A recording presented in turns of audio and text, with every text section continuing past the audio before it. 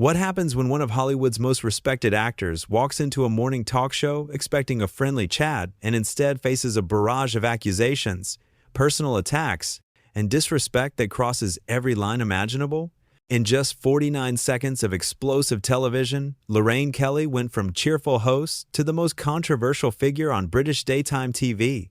And what followed was a confrontation so intense, so unbelievably raw, that it ended with Idris Elba doing something no guest had ever done before, walking off her set in the middle of a live broadcast. The morning started like any other episode of The Lorraine Kelly Show. The studio lights were bright, the audience was settled in their seats, and the energy in the room felt electric with anticipation. Idris Elba was scheduled as the main guest, there to promote his latest film project and discuss his recent charity work with underprivileged youth in London. He walked onto the set with his characteristic warmth, that genuine smile that had made him a beloved figure across the globe. He shook Lorraine's hand, waved to the audience, and took his seat on the famous purple sofa that had hosted countless celebrities over the years. Sitting alongside Lorraine on the panel were three regular contributors to the show: Ginny Matthews, a lifestyle journalist known for her bubbly personality; Marcus Green, an entertainment correspondent who usually kept things light and fun; and Susan Crawford, a television critic who had been with the show for nearly a decade. They all smiled at Idris as he settled in, and for the first few moments, everything seemed perfectly normal. Lorraine started with what appeared to be a standard opening. "Well, Idris, lovely to have you here this morning. You look wonderful as always." Her tone was bright, but there was something underneath it that Idris couldn't quite place. Something that felt just slightly off. "Thanks for having me, Lorraine," Idris responded warmly. "Always great to be here and chat with you all." "So, your new film," Lorraine continued, glancing down at her notes. "It's quite the departure from your usual action roles, isn't it? Some might say you're trying a bit too hard to be taken seriously as a dramatic actor." The comment landed like a stone in water. The audience went quiet. Idris's smile faltered for just a second before he recovered. "Well, I wouldn't say that. I've always tried to challenge myself with different roles. That's what acting is about, exploring different characters and stories." Ginny Matthews jumped in, trying to lighten the mood. "I think it's brilliant that you're expanding your range, Idris. We've seen you do action, drama, even comedy. You're incredibly versatile." But Lorraine wasn't finished. She leaned forward slightly, her expression shifting into something that resembled a smirk. "Versatile? Yes. Though some critics have pointed out that perhaps you're spreading yourself a bit thin, trying to do everything, master of none, as they say." Marcus Green shifted uncomfortably in his seat. "I don't think that's fair, Lorraine. Idris has received critical acclaim for practically everything he's done." Idris maintained his composure, though his jaw tightened slightly. "I appreciate the feedback, but I'm quite comfortable with the choices I've made in my career. I work hard, I'm passionate about my craft, and I let the work speak for itself." "Oh, the work speaks, certainly," Lorraine said, her voice dripping with something that was definitely not compliment. "Though one has to wonder if all this charity work you're doing is genuine concern or just another publicity stunt to polish your image. We see a lot of celebrities doing that these days, don't we, Susan?" Susan Crawford looked genuinely shocked. "Lorraine, I think we should focus on the positive aspects of what Idris is doing. His youth program has helped hundreds of young people get access to arts education." The audience murmured in agreement, but Lorraine pressed on. "I'm just asking the questions that people at home are thinking. We all know how Hollywood works. Everything is calculated. Every move is about image management." Idris's expression had gone from friendly to serious. "I'm sorry, but I have to stop you there. My charity work is not a publicity stunt. I grew up in East London. I know what it's like to have limited opportunities, and I'm giving back because I genuinely care. To suggest otherwise is not only insulting to me, but to every young person who has benefited from those programs." "Touchy, aren't we?" Lorraine said with a laugh that sounded forced. "I'm just doing my job, Idris, asking the tough questions that need to be asked." Ginny Matthews tried again to redirect. "Maybe we could talk about the actual film? I'd love to hear about your preparation for the role." But Lorraine wasn't letting go. "Before we move on, I think we should address the elephant in the room. There have been rumors about your behavior on set, reports of you being difficult to work with, demanding special treatment. Care to comment on that?"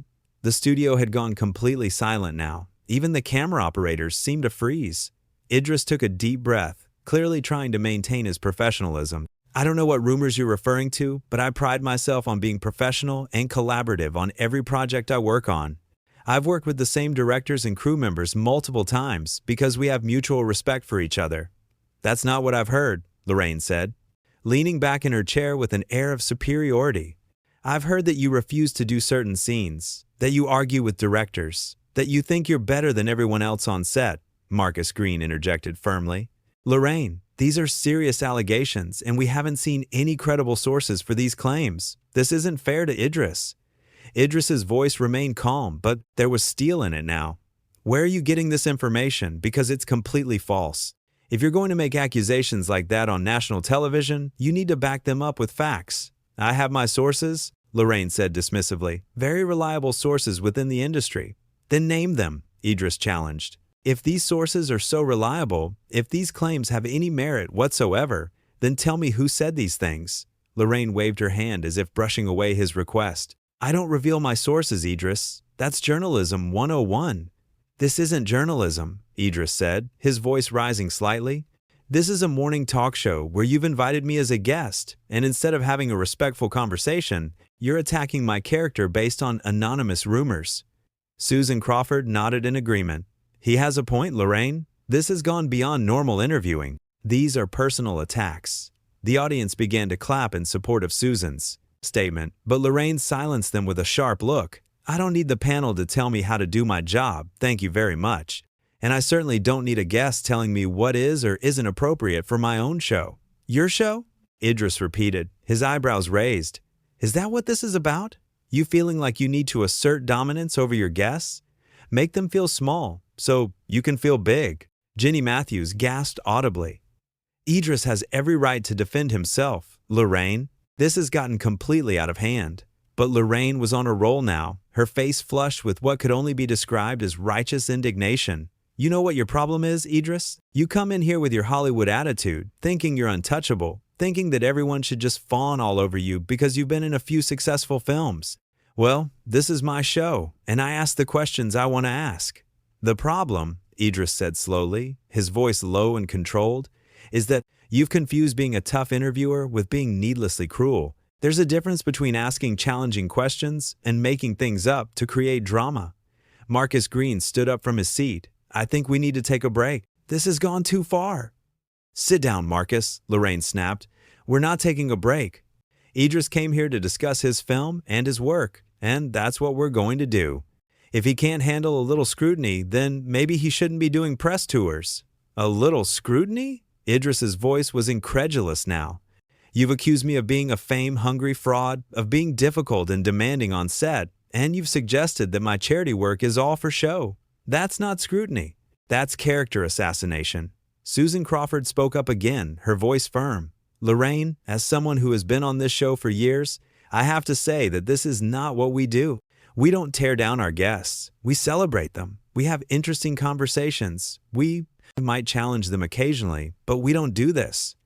Maybe that's been the problem, Lorraine shot back. Maybe we've been too soft, too easy on celebrities who come on here expecting nothing but softball questions and compliments. Ginny Matthews shook her head in disbelief. There's a difference between being soft and being respectful. What you're doing right now is neither tough nor respectful. It's just mean. The audience erupted in applause at Ginny's words, and for a moment, Lorraine looked genuinely surprised by the reaction. But instead of backing down, she doubled down. So now my own panel is turning against me? Lorraine's voice had taken on a shrill quality. On my own show? This is unbelievable. It's not about turning against you, Marcus said calmly. It's about recognizing that this interview has crossed a line. Idris came here in good faith, and he's been treated poorly. Idris sat quietly through this exchange, his expression unreadable. When he finally spoke, his voice was quiet but carried weight. I've done hundreds of interviews over my career. I've been asked tough questions, personal questions, even uncomfortable questions. But I've never been treated with such blatant disrespect. Never. Oh, please, Lorraine scoffed. You're being dramatic. Am I? Idris leaned forward. You've spent the last 15 minutes trying to tear me down on live television. You've made unfounded accusations. You've questioned my integrity. You've dismissed my genuine efforts to help young people. And when your own colleagues call you out on it, you accuse them of turning against you. Do you not see the problem here? Lorraine's face had gone red. The problem is that you can't handle the heat. You actors are all the same. You want everyone to worship you, but the moment someone questions you, you fall apart. I'm not falling apart, Idris said evenly. I'm standing up for myself. There's a difference. Susan Crawford leaned forward in her seat. Lorraine, I think you owe Idris an apology. This entire segment has been inappropriate from the start. I'm not apologizing for doing my job, Lorraine said stubbornly. Jenny Matthews looked at Idris with sympathy. I'm so sorry about this. This is not how we normally conduct interviews. I appreciate that, Jenny, Idris said with a small nod. Then he turned back to Lorraine. Can I ask you something? What was the point of this? What did you hope to accomplish by bringing me on your show just to attack me? Lorraine bristled at the question. I wasn't attacking you. I was asking legitimate questions. No, you weren't, Idris said firmly. You were trying to create a moment. You were trying to get a reaction out of me so you could have a viral clip, something people would talk about. But here's what you don't understand. You don't need to tear people down to make good television. You don't need to be cruel to be interesting.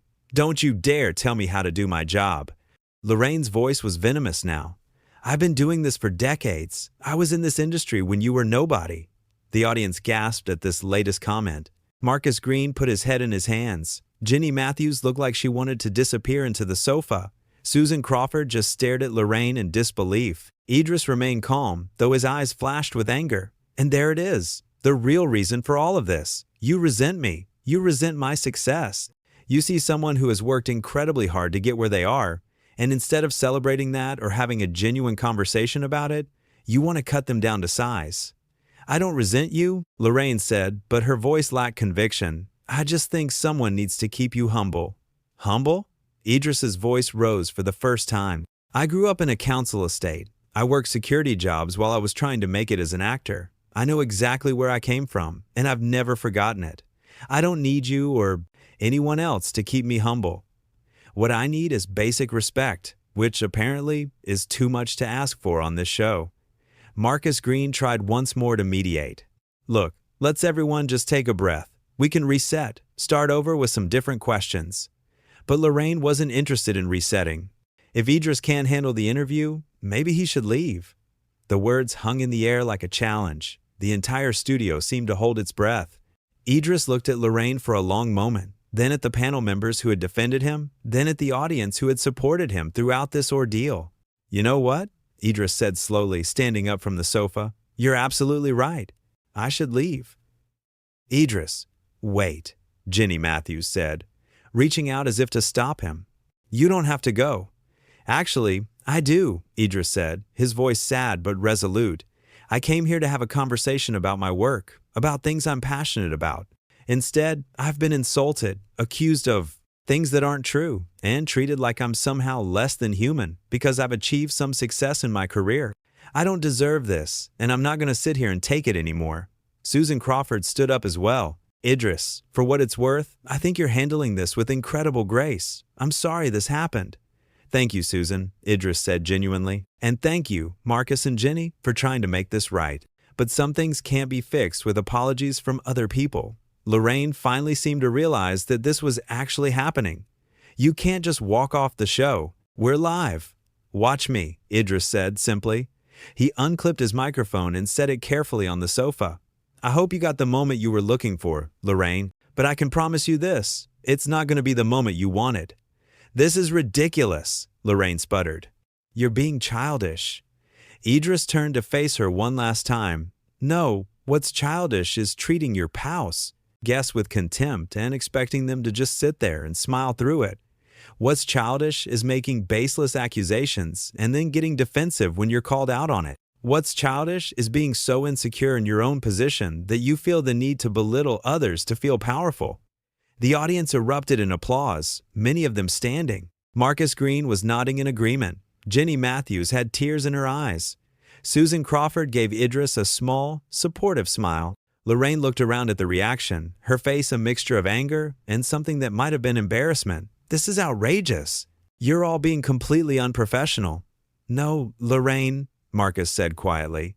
The only person who has been unprofessional today is you."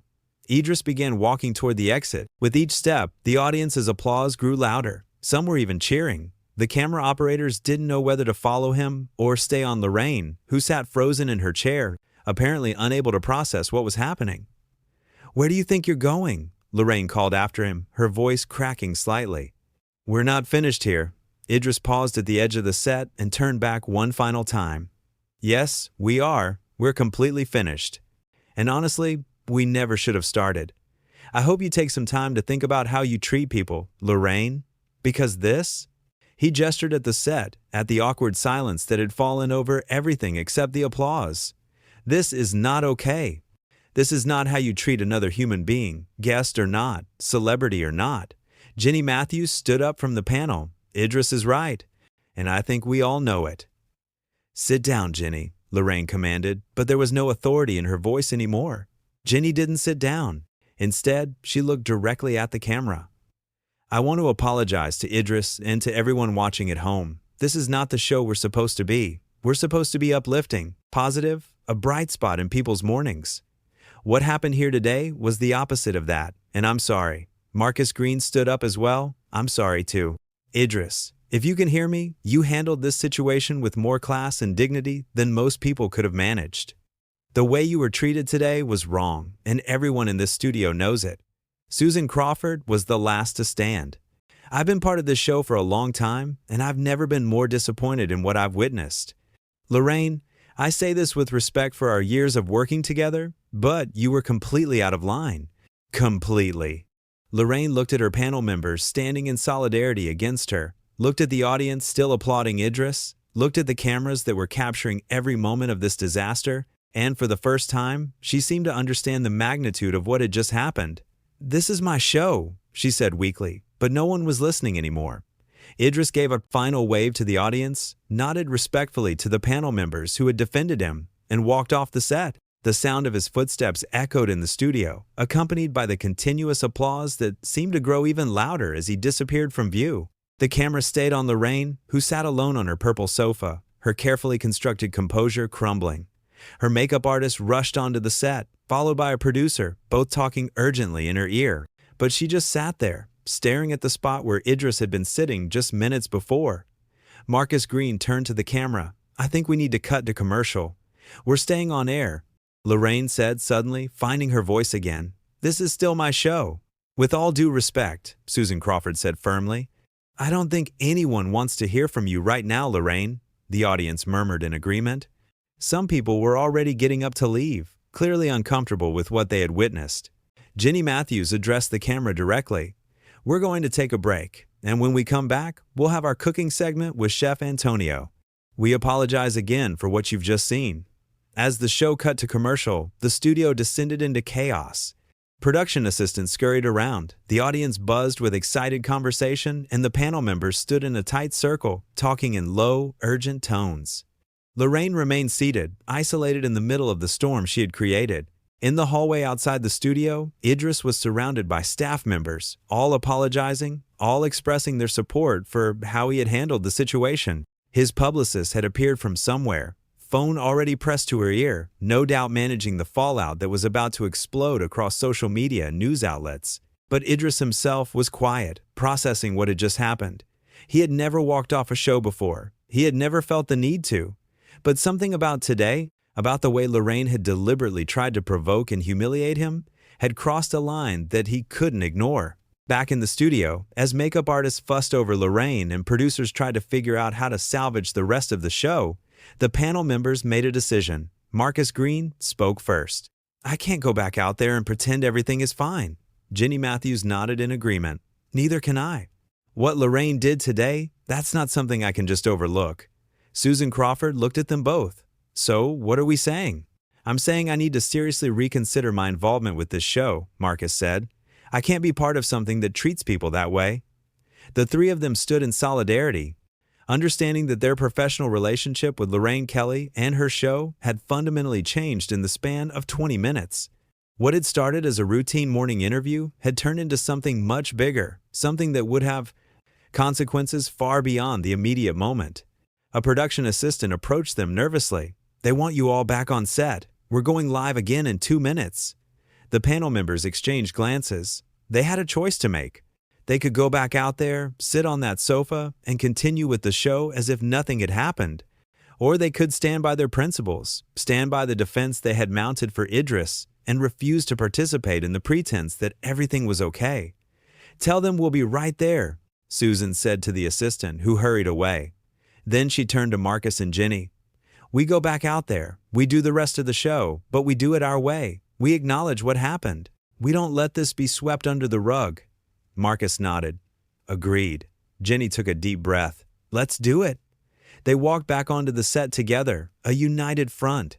Lorraine was back in her seat, her makeup retouched, her composure somewhat restored, though her eyes were red and her hands were shaking slightly. As they took their seats, the cameras went live again. Lorraine attempted to take control. "Welcome back, everyone. We have a wonderful cooking segment coming up next." But Susan Crawford interrupted. "Actually, Lorraine, I think we need to address what just happened before we move on." Lorraine's smile was strained. "I think we've all said quite enough about that." "No," Marcus Green said firmly, "we haven't. What our viewers just witnessed was unacceptable, and we can't pretend it didn't happen." The audience, those who had remained in their seats, erupted in applause again. Jenny Matthews looked directly at the camera. Idris Elba is a talented actor, a generous philanthropist, and by all accounts, a genuinely good person. He came here today expecting a professional interview, and instead, he was subjected to unfounded accusations and personal attacks. That was wrong, and it's important that we say that clearly. Lorraine tried to interrupt, but Susan spoke over her. "We've worked with you for a long time, Lorraine, and we've always been proud to be part of this show. But today, something changed. Today, we saw a side of you that we can't support, and we think our viewers deserve to know that we don't condone what happened here." The studio was silent except for the sound of the cameras. Lorraine looked at each of her panel members in turn, perhaps finally understanding that this wasn't just about Idris walking off. This was about something bigger, about a line that had been crossed and couldn't be uncrossed. Lorraine started, then stopped. For a moment, she looked like she might actually apologize. But then her jaw set and the moment passed. "I stand by my interviewing choices. If Idris Elba couldn't handle the questions, that's on him, not on me." The audience reacted with boos and shouts of disagreement. Marcus, Jenny, and Susan exchanged looks that said everything they needed to say. The rest of the show continued, but it was a hollow performance. The cooking segment felt forced, the banter between hosts was strained, and the energy that usually made the Lorraine Kelly show so popular was completely absent. Everyone in that studio knew they had witnessed something significant, a moment where a respected actor had been pushed too far and had chosen his dignity over compliance. Off camera, Idris had left the building. He sat in his car for a moment before his driver pulled away, thinking about what had just transpired. He felt no regret about his decision to leave. If anything, he felt relief. Relief that he hadn't compromised himself, that he hadn't sat there and allowed himself to be diminished for the sake of politeness or professionalism. His phone was already exploding with messages, fellow actors expressing support, industry colleagues reaching out, friends checking in to see if he was okay. But he silenced his phone and looked out the window at the London streets passing by. He had walked off Lorraine Kelly's show. He had done something that would be talked about for weeks, maybe months. But more importantly, he had stood up for himself in a moment when it really mattered. He had shown that respect was not negotiable, that success did not give others the right to treat you poorly, and that sometimes the most powerful thing you can do is simply walk away. Back in the studio, as the show finally ended and the camera shut off, Lorraine sat alone once more on her purple sofa. The panel members had left without saying goodbye. The audience had filed out in unusual silence, and even her production staff seemed to be keeping their distance. She had wanted to create a memorable moment of television. She had wanted to prove she could ask tough questions, that she wasn't just another soft interview show. But in her attempt to appear hard-hitting and uncompromising, she had revealed something else entirely. A willingness to sacrifice decency for drama, to trade respect for ratings, to forget that the people who sit across from her are human beings deserving of basic courtesy. The fallout from this interview would be significant. But in that moment, sitting in an empty studio with the lights beginning to dim, Lorraine Kelly perhaps began to understand what Idris Elba had known all along. That true power doesn't come from tearing others down, and that the only person who had been diminished by what happened today was herself.